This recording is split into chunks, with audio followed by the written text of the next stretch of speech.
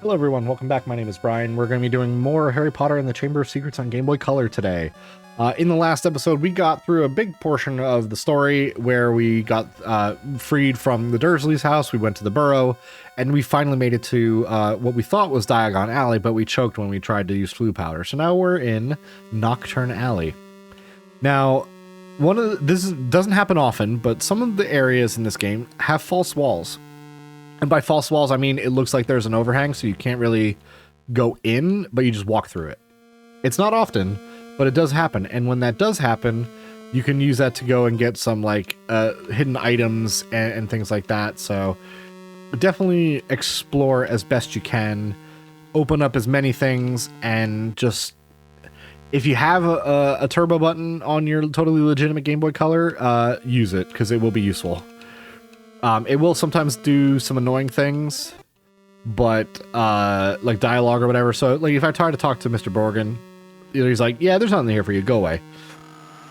And that's fine. There's a lot of creepy people here in Nocturne Alley, but you can always explore and whatnot and try and get some... Oh, damn, I thought I could skirt past that encounter, but... might as well use this opportunity to use the Informa spell. So it takes up a turn. Oh, that's not a good sound. I hate that sound. So you can use that to find out what's happening with the bats or whatever enemies you're fighting. And you can access the Folio Brutai at any point. Any new scans you do will show up as flashing, and you can go into them to see what they're vulnerable to. Like I mentioned before. We can flee, but we're not going to right now. We're actually going to fight, and we're just going to do Flipendo on both of these and just get this out of the way. Now, something that you might notice as well is depending on your area, the background will also change depending on where you're at. So it's not like you just get some generic combat background thing and you fail, or not fail. Jeez, why did I say that? It's not like you get some generic combat room that just is bland and not really engaging. But that just shows how much actual stuff they had in this game, which is honestly, like I said, pretty incredible, all things considered. Now, Nocturne Alley, there isn't a lot to search, but we will go into the other stores and see... if there's anything in here that is worthwhile. We got a revive potion. And that will be useful when we actually have friends to deal with. Because as of right now, we have nobody in our party. We will get Ron and Hermione later on, like I said, but generally speaking, we're on our own until... Damn it. Alright, so let's just... Sometimes we're first turn, other times it's the enemy's first turn, but since we're so overpowered with our level, we're not going to have any worry with combat or anything like that. So how far away are we from the next level? About 600 XP. So given we're getting about 10 XP per for these little simple battles, we're going to get a level up probably by the time we get to Hogwarts. So got a couple other items here and there, nothing too big, but we're going to just leave and check up here. I think there's one last item that we can collect, possibly. There we go.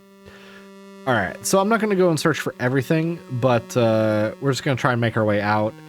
And good old-fashioned Rubeus Hagrid, he's not as amazing as his PlayStation 1 counterpart, but you know who is. But as in the story as well, Hagrid's trying to find flesh-eating slug repellent or whatever. But he helps us get our way out of Nocturne Alley, so... Alright. And same with most areas in this game. Once you leave the area, you do not come back. So... you just got to go through the motions and check everything if you want to collect as much as you can. There are guides online for where every item is. I'm not going to go through it in this particular playthrough, but man, so much stuff to collect, so much stuff to do. And there's stuff that you don't have to do. There's a lot of like optional stuff, but we get our vault key, which I don't know why we don't have it already. We should have already had it, given that in the first movie, sure. Also, hey, Ron Weasley joins our group. So we finally now have a partner for combat. At most, you can have 3 versus 3.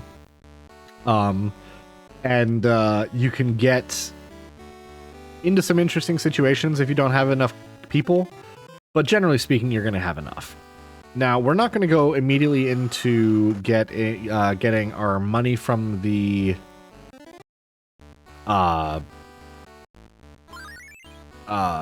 bank. So we're going to just kind of explore a little bit here and there. Can we buy anything from you? We can. And we can also sell. So you can sell to get some sickles. We have 94. We don't need anything really, which is great.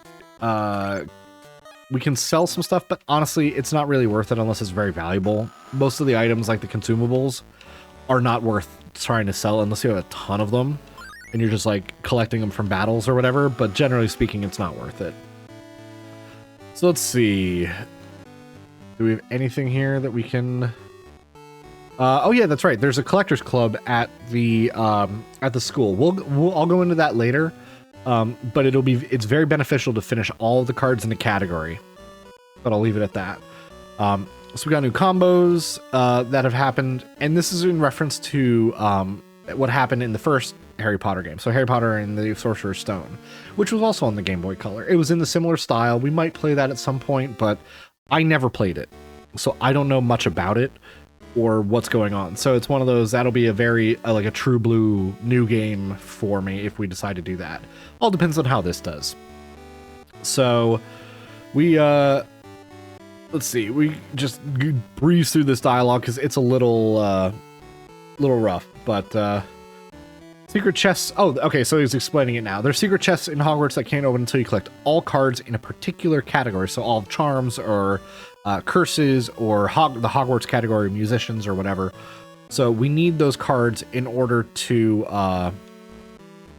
there we go. All right, so let's see. We can buy some cards for 10 sickles a piece if we wanted to. We can sell our beans and pasties, which we're going to keep those as well because, like I said, they're not worth selling. But we're just going to steal some cards, I guess, because why not?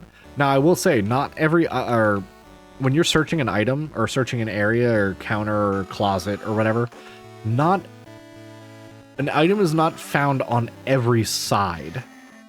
And sometimes we find money, which is nice. It's not common that we find money, but it is handy. So let's go and get... welcome to Quality Quidditch Supplies. So Ron really likes the Chudley Cannons. Can't afford it. And it's just more of a... This is the start of a trading sequence. So if we go in and we get the Chudley Cannons jersey, it's only 40 sickles, so it's not a lot. We're just going to leave everything else... you know, we'll buy the helmet. Fuck it. Excuse me. Censor that, future me. So we bought it. He automatically gets it, and we get a football card in return. Now, conveniently, the guy that was saying that about the card collecting group said he wanted a football card. So now we can go and give that to him. So let's go quickly give that back over. Or head on over to the card shop and give it to him. And I get the misprinted Wendelin card. We'll use that later. It can't be used in a combo. But it's one of those... Given it's for a trading sequence, we actually do get a really good item at the end of it. So just keep that in mind if you want to try and go through those motions. And I don't think there's anything in the owlry here that we need to do. Yeah, I don't think there's anything here that we can do, collect, whatever. So it's kind of a wasted room, I would say, to be honest, but whatever. One thing we will do is we're going to also ignore the bank, and there's more of Diagon Alley than the upper row where the bank is, so we're going to go into here, and we're going to go heal ourselves. And by healing ourselves, we're going to go to this person who will be able to heal us absolutely for free. So it's kind of like... if you've read the books, it's like St. Mungo's Hospital, but it's just a little healer shop. Easy peasy, and there's places like this all throughout the game, where you can go in and just get healed. Let's see. Let's do. So this is one of our first optional side quests. We're gonna do it real quick just so I can show you how it operates. So we have 5 toads that we need to collect. And so for what we need to do, we get go into combat for each of them. Now you might be wondering, hey Harry, you had a lot of health and stamina, but we're not playing as Harry right now, we have Ron. Your party members will be at whatever level you are at when they join your party. So they join and they get all this experience by default. So they're gonna have a ton of stats. Now, unlike Harry, who can use the card combos, Ron does not have that ability. He can only use Scabbers.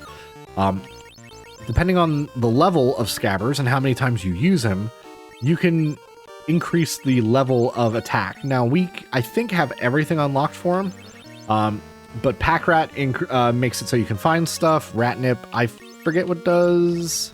Some of these items, it doesn't explain it, so you kind of just have to look and see.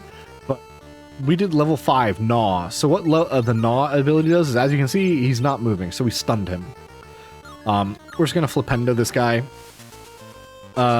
which honestly I don't think I need to really worry about combat or my magic points, because they're pretty solid. But some of the abilities for the Hermione and Ron are very similar. Like, for example, Ratnip and Gnaw are the same. So I'm going to do Black Death, and I believe that poisons the frog, maybe? Perhaps? But you know what? We're going to do Vertimillious. We're just going to do something. We're going to do something a little different. But even though we've been able to use Flipendo and knock him out one hit, Vertimillious was not the way to go. Vermilius is more of like red spark fire kind of stuff, so it does a little bit of damage against plants, but not against the frog. So we're just gonna Flipendo it. Flipendo is such a very useful all-rounder spell. Most things are I'm not necessarily weak to it, but it's very easy to just combat with it. So let's see, Scabbers. We're gonna do Pack Rat. Why not? So the Pack Rat makes it more likely that we've collected an item. When we did Gnaw, there's one of the other abilities in Scabbers' repertoire that does like attack and stun against one enemy. But the Gnaw does it against every enemy on the field. In this case, there's only one, so it's gonna do the exact same effect. But you can use Scabbers, I think, once per battle, not per turn. So it's one of those, you really gotta make sure you're using it effectively. Now, we have all of the frogs that we need in order to finish, but we want to collect all 5 of them because it does get us a better reward. We're gonna cut the cheese. Why not? I think Cut the Cheese and Black Death do the same thing, or it makes it harder for them to hit. I don't remember. Now, one thing I do want to mention, we haven't gotten there yet. However, I mentioned earlier in the last episode about these levels of spells. Different characters can only get to certain levels of spells. Like, not Ron, Hermione, and Harry cannot all have like the level 3 whatever. Ron and Harry can have a level 3 something. Oh, actually, it was just Harry saying that we have 2 more to go before. I'm sorry, we do need to get all 5. But, oh, you know what? I'm going to use the last Scabbers attack. Ratnip. Go, rat thing. So that's a 1 enemy stun and damage. Gnaw does for everybody. But, yeah, certain spells can only be used by certain characters. So if you want to use them, just be aware of that. One thing I'll also mention is the way spells get leveled up under normal circumstances is not with level. As you can probably have guessed, I'm level 51 as Harry. I'm pretty up there, but you don't get the high level spells immediately. What you have to do is you actually have to go and use them a set number of times. I believe it's like 50 times for level 1 and 100 times for level 2, or level 2 and then level 3 respectively. So you need to just keep using spells over and over and over again in order to get the higher levels. But like I said, if you don't read through the like the online guides or whatever, you won't necessarily know that Harry can only use level 2 of a particular spell or level 3 of a particular spell. You're just going to assume that you can use them for everything, but you really can't. Now, we're here at Flourish and Blotts, the bookstore. We're going to come back here later, but I want to collect all the stuff in here first because this is a story-driven thing after we go to the bank. So let's do that first. And let's see, come on. Nothing? Alright, so I think we have everything. There we go. Now we have everything. Yeah, so let's see. I'd like to do secondhand books. Can't buy school books, you have to make a withdrawal. Which is irrelevant because I should have enough money in order to get them, but it's a plot device kind of thing. So this is where we're going to speed up our moving just a little bit because I want to be fast. There we go.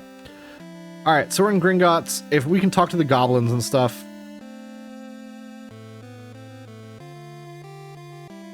Please take a number. 3007, 3008, 3000. Oh man, we stopped him at 3000, over 3000. That's annoying. But let's go talk to the head goblin. And we'll be going to our bank vaults, excuse me, in order to get our withdrawal. All right, so just a quick little jaunt on the bank cart, I guess, if you want to call it that. So we just got to follow Griphook, and he'll take us directly there. Now, naturally, we're not able to do that because we tripped and fell, but like, whatever. And we can't find Griphook, so we just got to find our way on our own, which he went this way, but there's no way to go. So we're just going to go all the way through. I think most of these little alcoves will have something, but I'm not 100% sure. There we go. I honestly, like I said, I don't need all of these items, so I'm just going to ignore pretty much all of it, but, oh, not that way. We have to go around. There we go. And so, as you might have noticed, there's some magical encounters on the ground. One of those, we just gotta find our way. Is this my vault? Nope, not our vault. I think both of our vaults are... Yeah, we gotta go up this way. Now, the small clouds are regular magical encounters. These big ones are ones that are plot required. So you cannot go around them no matter how hard you try. They will always be there. Now, we have a suit of armor, and it looks like a footman, and it's resistance to Incendio and Vermilius. So we can't really stun them or do whatever, so using the red spell won't do anything, and we don't have Incendio yet, we get that later, but it won't be weak to that either. But what we can do is we will use Scabbers' rat nip ability in order to stun it, and just do a little bit of damage. It's a constant 20, so it's always the same amount of damage. But we're going to go ahead and Flipendo our way through, because it's not weak to it, but it's not resistant to it either. So let's go ahead and just keep working our spells in and whittling down the health. Most of these required encounters are very tanky. They do have a lot of stamina, and they do hit a lot harder than normal enemies. But thankfully, because we're so high level, this battle was not too bad. Sometimes enemies will scale with you. Not usually, but it does sometimes happen. So, oh, damn it. All right, we got a nice little 2 enemy thing, so we're going to show what Gnaw does. Now, this is the double enemy stun and damage, which is very handy if you have a lot of enemies that you need to get first hit on. But generally speaking, it just does a nice wasting of their turn, which is handy. So we're just going to flipendo the other bat and keep going on our way.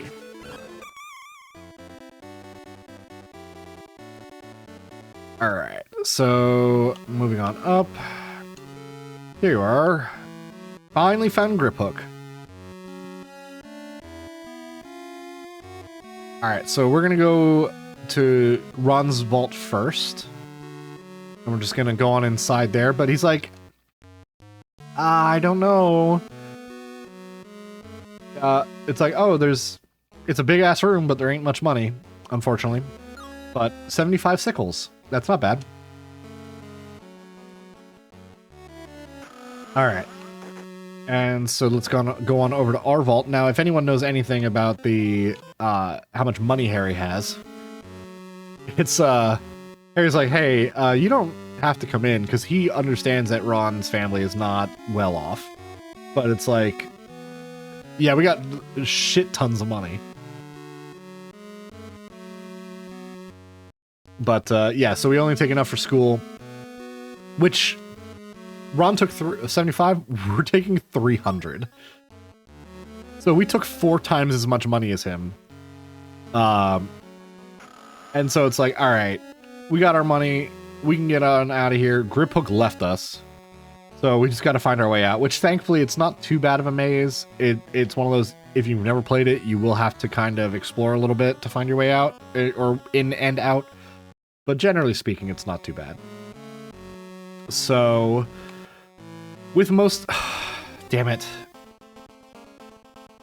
With most combat in this game, or most things in this game, there's a lot of... You just gotta find your way around. You just gotta blindly try and skirt through and whatever, but most of the time you'll find your way. And we don't have to go that way, we gotta go this way. God, shit. Come on, man. Alright, Flipendo. And I wish they had a little thing in here, because they have the Folio Magi, Bruti, Triplicus, whatever, but I wish there was a 4th where it would tell you what the spells did at different levels. Because without knowing, and it doesn't tell you, and I think the manual might say something, but it's like, holy crap, it would be really nice to be able to see what everything does and be able to reference it as needed, because who's going to take the game manual with them? No one. No one. So we're going to go on up into Flourish and Blotts, as mentioned before, and just get the story underway. So Hagrid's here for some reason, which I don't think was here. He was here in the books or the movie. I definitely know he wasn't in the movie, but I don't remember the book for that particular detail. But of course, we got him smiling like his stupid banana smile. Yeah, it's like, all right, I'm going to be defense against the dark arts teacher. And then we got Shit-Stain McGee, Draco Malfoy coming up. So it's one of those, it follows pretty accurately to the events overall. And I think Malfoy's background is always red because he's always a condescending asshole, but I don't remember. I will say though, his in-game model and the portrait for his dialogue look are very funny, given that they do have a very old man, like 40s McGee kind of looking thing for the in-game model, but the character in the portrait looks a lot more accurate. Like, look at that. He looks like he's 16 with his haircut and shit. Lucius looks reasonably accurate, but still, it's like, okay, when you got, what, 5 pixels across as your face, it's a little tough. At least Ginny and Molly look very similar, I guess. You can tell by their eyes. So, oh man, so we have the back and forth between Lucius and Mr. Weasley. And I do like that they put in a little detail here when Lucius puts the books back and they leave, that Ginny was like, my cauldron feels heavier. And Mr. Weasley just ignores it. He's like, And me and my 8 head here are just going to say, you know what? You're just tired. Get over it, kid. So we're just going to go and leave for Diagon Alley. And by leave, I mean talk to Mr. Weasley, because there's nothing else we need to do right here. Oh, we have to get the books. That's right. Because we did the withdrawal, but we never actually bought the books. And there were only 50 sickles. So it's like we had the money, but we didn't have the money apparently. So let's go on over to King's Cross Station and get onto the Hogwarts Express. Could have flown there, blah, blah, blah, which, again, this is plot contrivance, but whatever. So, all right, let's have them go through, and you would think that the kids would go through first before the parents, but, again, plot. All right, so let's get on through and get onto the train.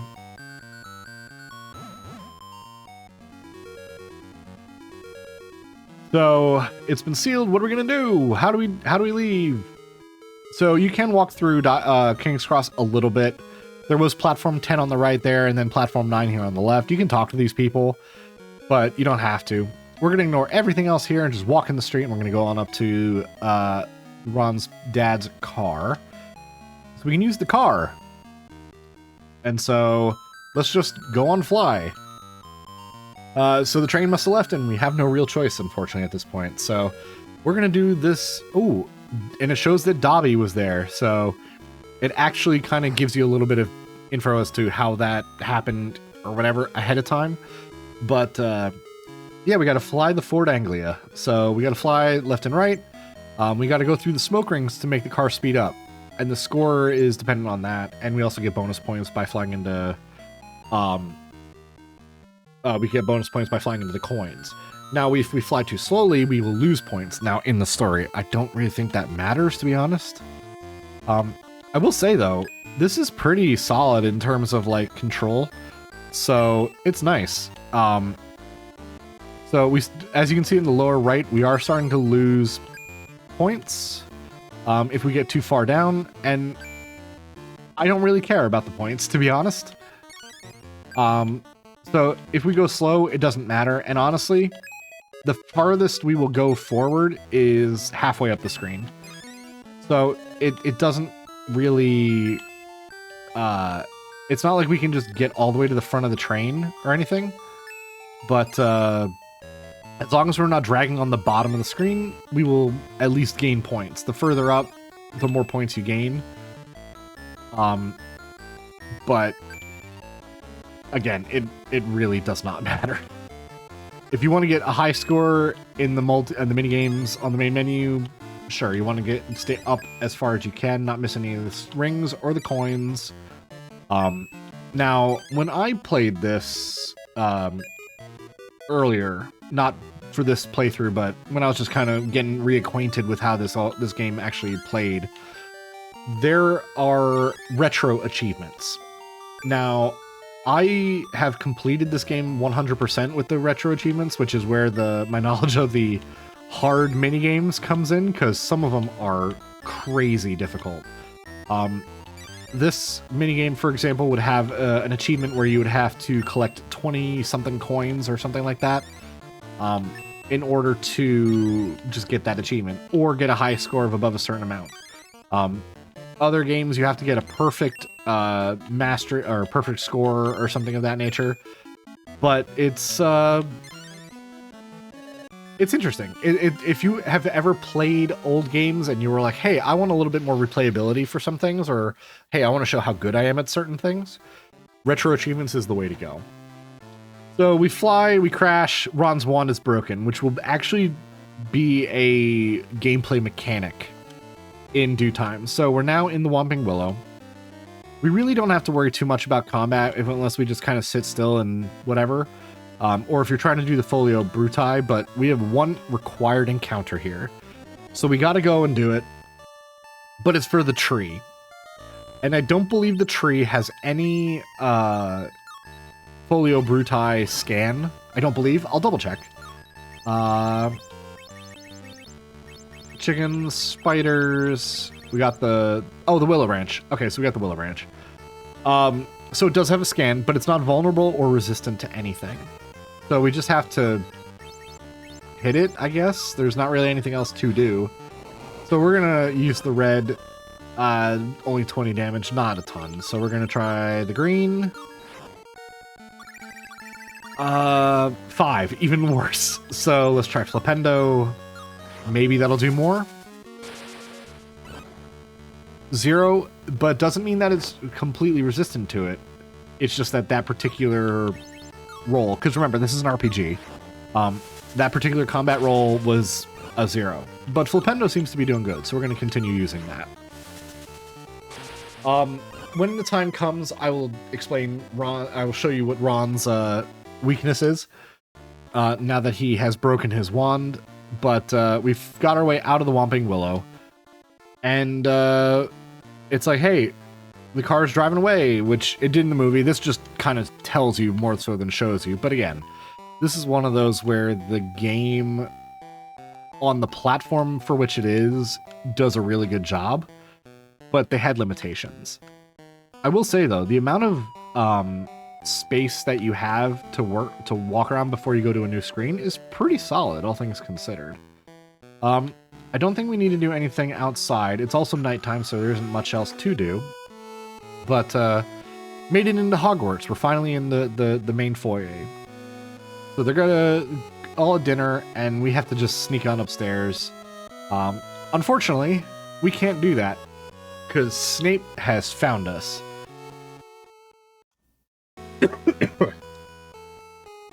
Excuse me.